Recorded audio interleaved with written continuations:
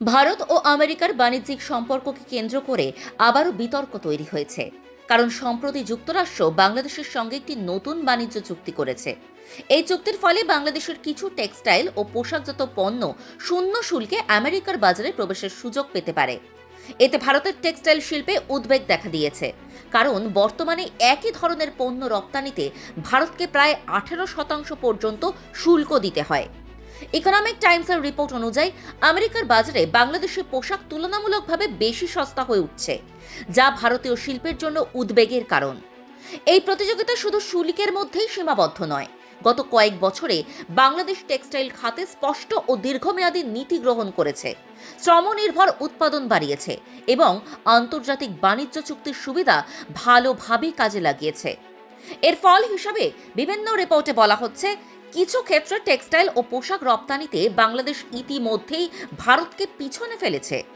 এ নিয়ে আরও একটি বিতর্কিত মত সামনে এসেছে। যুক্তরাষ্ট্র নাকি ভারত ও বাংলাদেশের মধ্যে প্রতিযোগিতা এবং কূটনৈতিক দূরত্বকে কাজে লাগিয়ে নিজের বাণিজ্যিক স্বার্থ রক্ষা করছে। যদিও এটি রাজনৈতিক বিশ্লেষণের বিষয়, বাস্তবে দেখা যাচ্ছে এই ব্যবস্থায় যুক্তরাষ্ট্র ও বাংলাদেশ দুপক্ষই সরাসরি লাভ পাচ্ছে। অন্যদিকে ভারতের জন্য টেক্সটাইল শিল্প অত্যন্ত গুরুত্বপূর্ণ, কারণ এই খাতেই সবচেয়ে বেশি মানুষের কর্মসংস্থান হয়।